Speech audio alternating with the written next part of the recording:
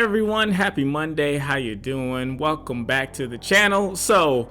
If you are a cultured individual, you probably didn't watch the Oscars. But if you are indeed cultured, you definitely saw the madness in social media. That's where the real culture is, always and forever. If you want to know, if you want to know about people, if you want to know about human beings, definitely Americans. That's for sure. Definitely. The place to look is on social media, and yeah, a lot of things happened last night, mostly involving Will Smith and Chris Rock and yada yada. But hey, you know what? This got me thinking about something in the latest chapter of Dragon Ball Super. And I know, it's like, what? You pulled this back to Dragon Ball somehow? How, bro? It's like, well, let me tell you. This has me thinking though about how when Gas was getting teased by the prisoners in the Galactic Prison.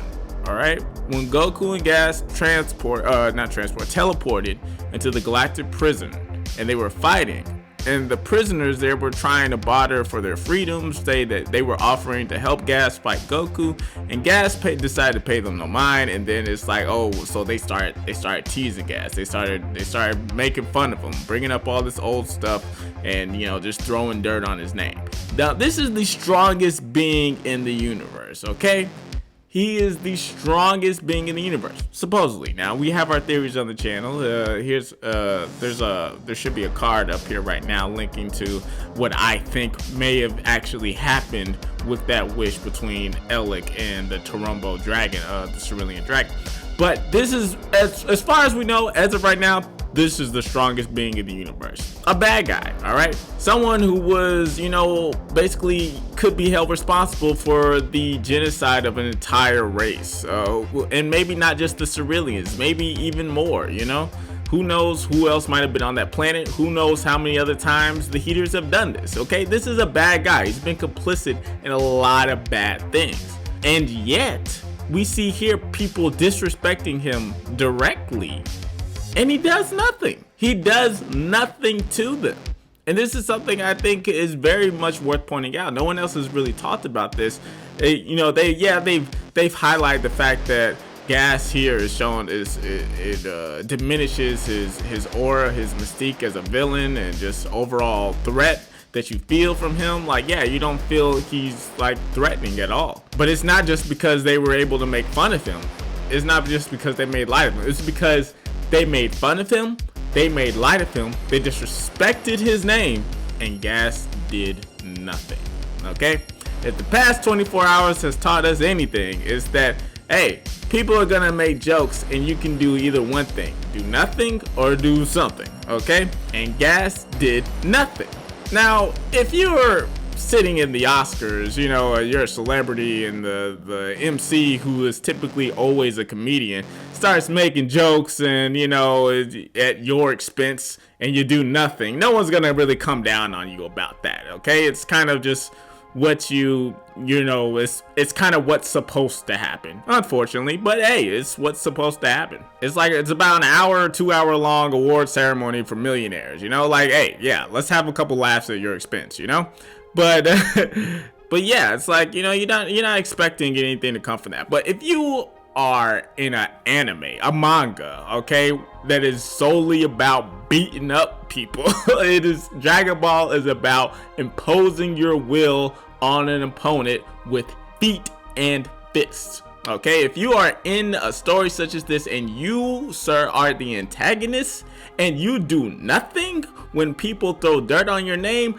that is a sign of weakness, a sign of superb weakness, okay? And it's like, what, if you fall back on that meme where it's like, what, you're not that guy. I'm sorry, you are not that guy. I alluded in the previous video just talking about how the Granola, the Survivor arc, is very much about an identity. It's about an identity crisis on all levels.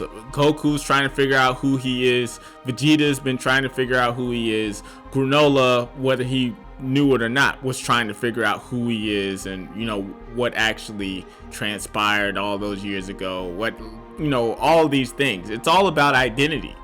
And Gas here, I'm like, you know what? He's not a bad guy. I think Gas is just a nice guy pretending to be bad, you know? And there's no shame in that. There's no shame in that, you know? Not like like how things went down at the Oscars isn't how you just always should handle things in life. I am not of the opinion of that, you know? That's not necessarily how things have to go. Like, I'm not saying anybody was wrong, you know? I think everybody, like, it happened how it was supposed to happen. You know, it's like, hey, the comedian made jokes because that's what he does. He's a comedian. A man, you know, stuck up for his wife because that's what a man's supposed to do. You know, all's fair, all's good. Denzel Washington dropped a dope line. It's all good. Move on. You know, but again, it's like that's real life. In an anime and a manga, when you're a bad guy and you do this, you know, it just doesn't match, you know? And it's like, yeah, you're just not that guy. You're not that guy, Gas. Gas is not that guy.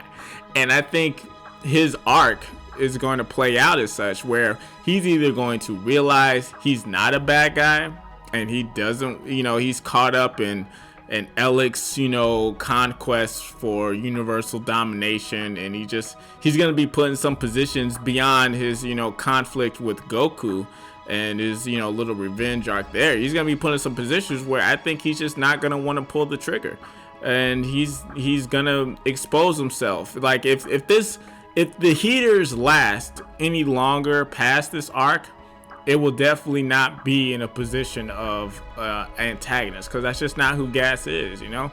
This actually lends more credence to the fact that I think Ellic is about to reveal how his true power and emerge as the true threat of the arc, because Gas is just, he's not that guy. He's a nice guy. He doesn't want to hurt people. He has his vendetta with Bardock and, you know, thus Goku, but he's not a bad guy. He's not about that life. He's not about just killing people ruthlessly. He's not a ruthless killer. He's not even like someone who's just trying to beat up people into submission, you know? He's not even about that, because he could have easily broken into their cells and just ripped off their arm, or, you know, shot a death beam through the window real quick and, you know, disable them, or, you know, something, have them bleed out, something. But he didn't. He's a nice guy. Gas is a nice guy, and I think Ellic is about to show us just what a real bad guy is. But yeah, so all of that from last night had me thinking about Dragon Ball. I just wanted to go ahead and share that with y'all for the first video of the week. More videos coming soon. More analysis on Dragon Ball Super Manga Chapter 83 coming April 20th. I plan on making some videos too about the Dragon Ball superhero movie. But since it got pushed back, I guess I'm just kind of waiting to hear more, you know, like let's see when's it coming out, you know, what's the projections, and then maybe we can start doing some more theorizing and, you know, predictions and all these other, you know, fun things with that. Meanwhile, other kinds of content coming to the channel this week. Gonna have some more Dragon Ball 1-star comic dubs from my Mugen comic dubs on my other channels. Feel free to check those out. Go on the Core Jester channel, look under like my other channels. You should be able to find all that stuff there. Would very much appreciate if you checked out the content and subscribe if you like. And yeah, I'll catch y'all in the next video tomorrow. See ya. Bye.